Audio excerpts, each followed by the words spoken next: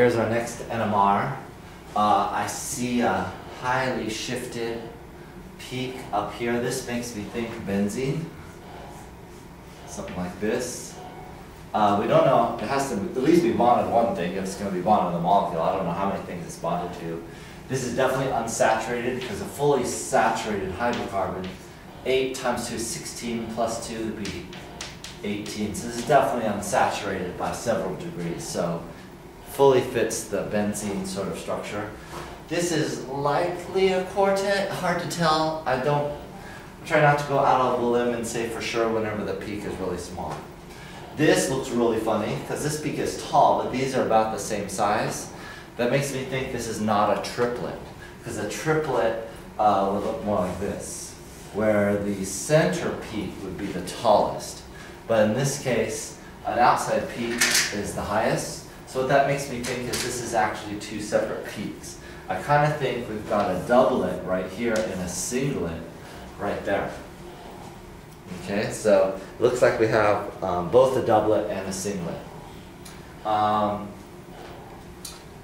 The singlet, let's see what that could be. That could be the nitrogen if there's some sort of ammonia group on there. Just like OH, we can sometimes get a single peak here. So this could be a nitrogen bonded to 3 things. Maybe there's some hydrogens on here or something like that. The doublet, what does the doublet mean? There's a carbon, probably with some hydrogens on there, that's bonded to a carbon that only has 1 hydrogen on there. So likely this here, if this only had 1 hydrogen on it, this would give a multiplet, or really a quartet if it's bonded to 3, because 3 plus 1 would be 4. That would fit. It does kind of look like a quartet. It is a little small and messy though, hard to tell. So, but if this was nearby the nitrogen group, and this was not, it would make sense why this is shifted. The nitrogen is causing this hydrogen peak to shift up higher, which we expect. Being close to the nitrogen or even other things put you in the 3 to 4 range. And if this is also close to this ring, that's another reason to shift it up. So no question that this is probably attached right here on the benzene ring. So let's try to draw this out. Looks like we've got the benzene.